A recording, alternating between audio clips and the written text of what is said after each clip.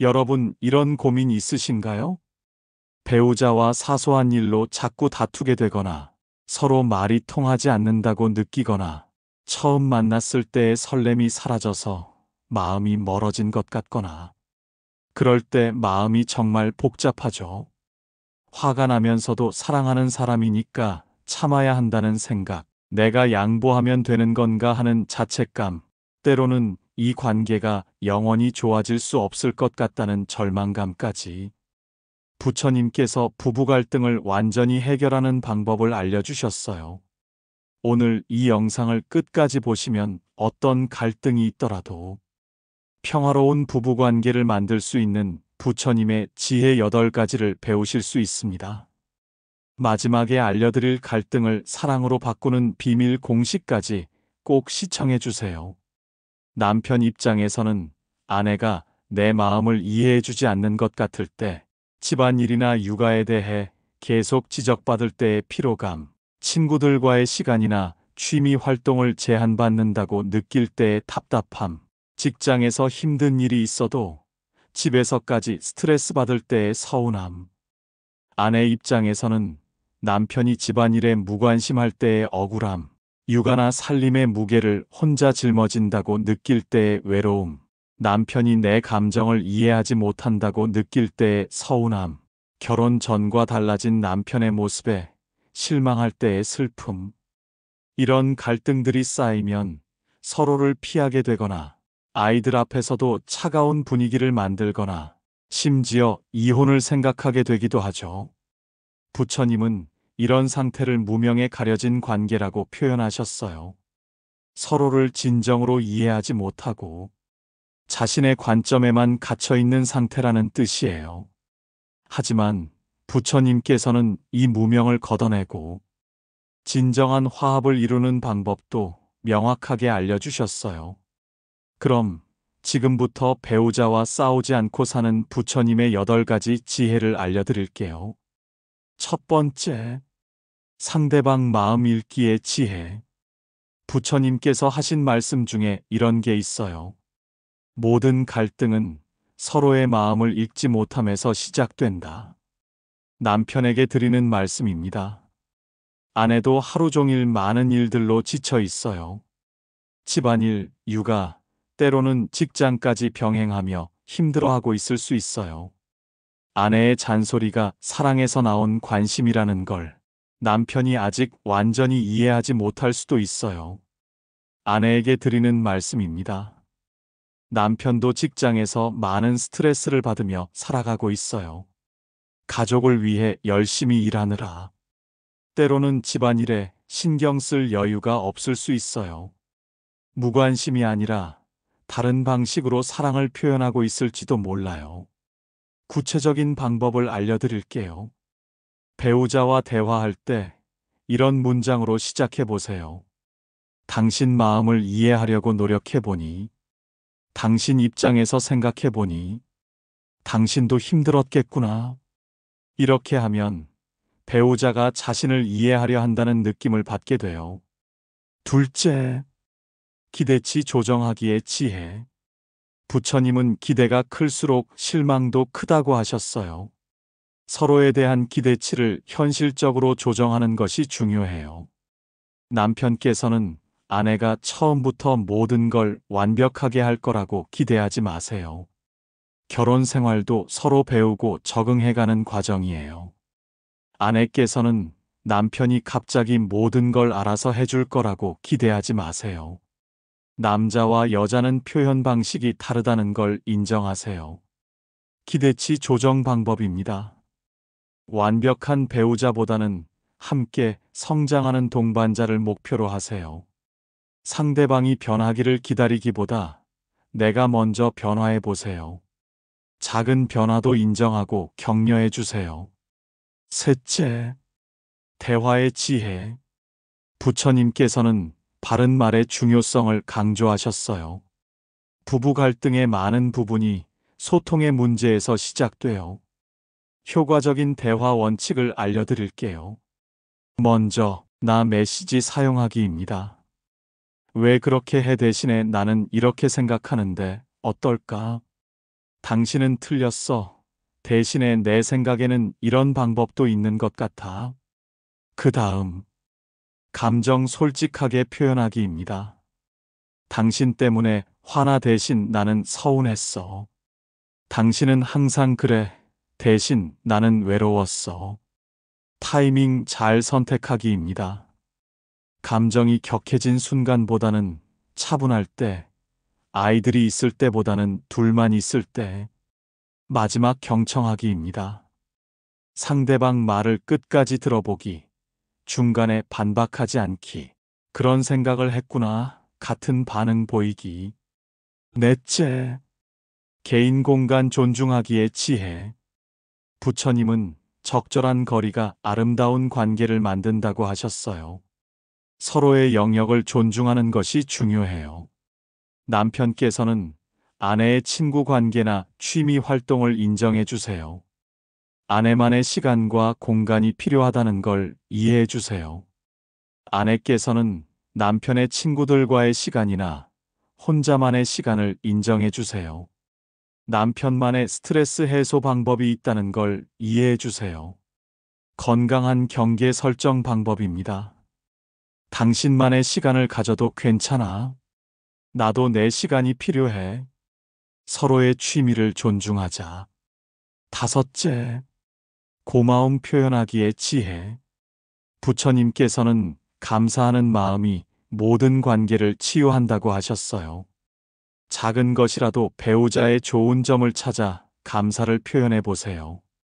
남편께서 아내에게 할 수 있는 감사 표현입니다. 집안일 하느라 수고 많아. 아이들 잘 돌봐줘서 고마워. 맛있는 음식 만들어줘서 고마워. 아내께서 남편에게 할 수 있는 감사 표현입니다. 가족을 위해 열심히 일해줘서 고마워. 힘든 일이 있어도 참아줘서 고마워. 나를 사랑해줘서 고마워. 감사 표현을 할 때는 구체적이고 진심 어린 말로 해야 효과가 있어요. 여섯째, 공통 목표 만들기의 지혜. 부처님은 서로 다름을 인정하되 같은 목표를 향해 나아가라고 하셨어요. 갈등에만 집중하지 말고 공통의 목표를 찾아보세요. 부부의 공통 목표 예시를 들어드릴게요. 행복한 가정 만들기, 건강한 아이들 키우기, 서로의 꿈 응원하기, 노후를 함께 행복하게 보내기.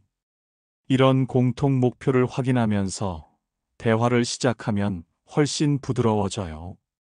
우리 둘 다 가족의 행복을 원하니까 이 문제를 함께 해결해 보자.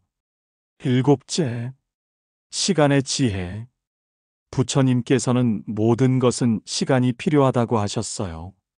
좋은 부부관계는 하루아침에 만들어지지 않아요.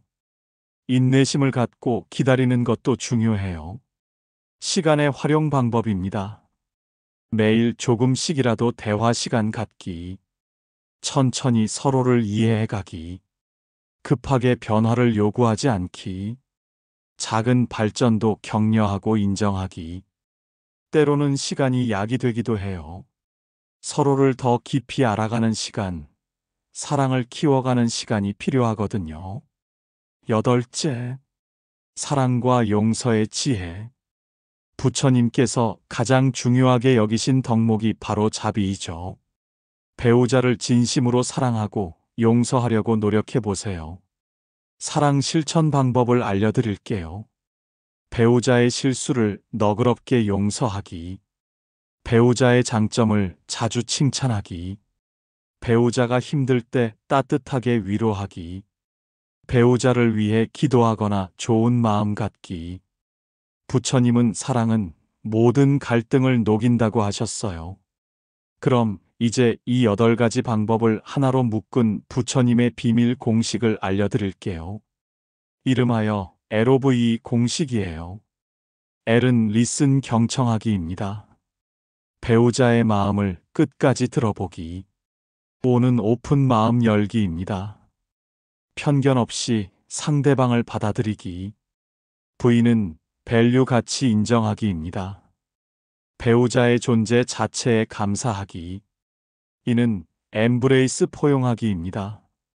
상대방의 모든 면을 사랑으로 감싸기. LOVE. 경청하고 마음을 열고 가치를 인정하고 포용하기.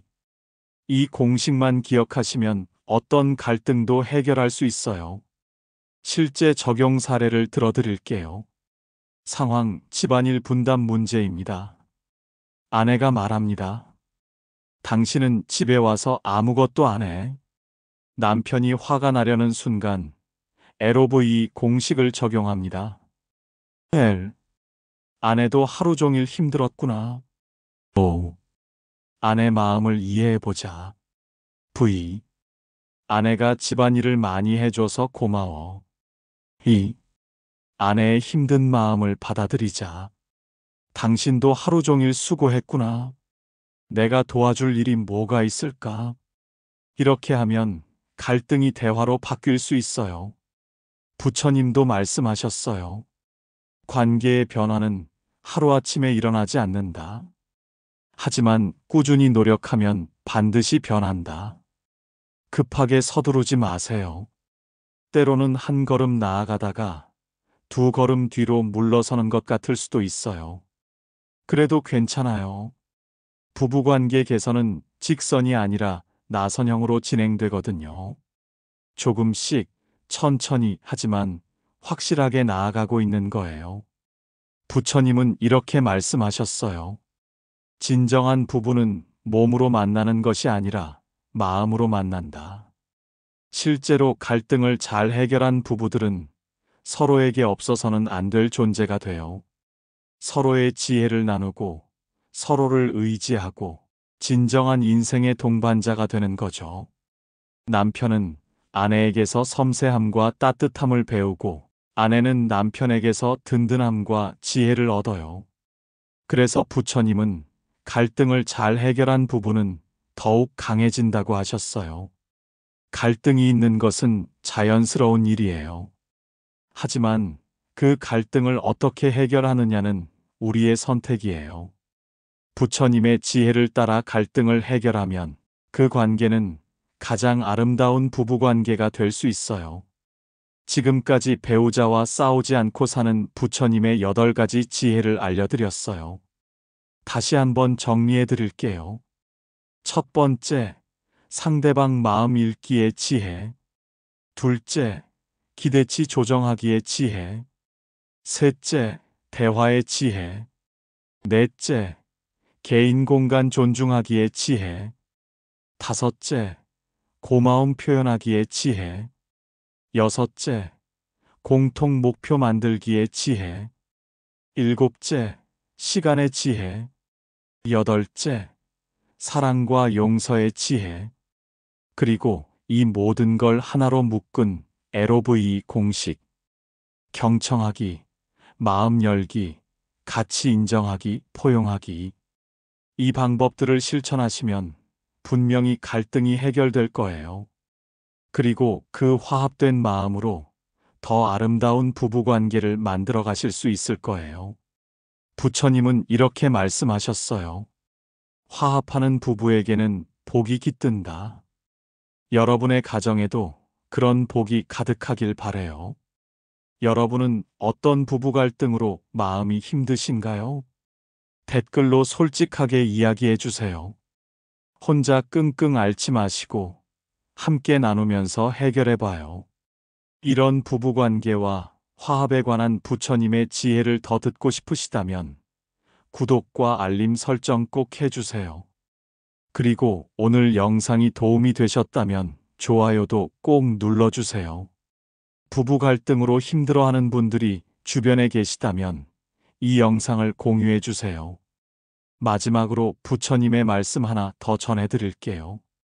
화합된 마음을 가진 부부는 어디에 있든 평화를 만들어낸다. 여러분도 화합된 마음으로 가정의 평화와 사랑을 나누는 부부가 되시길 바래요. 부처님의 자비가 여러분의 가정을 완전히 화합시켜 주시길. 오늘도 영상 끝까지 봐주셔서 정말 감사합니다.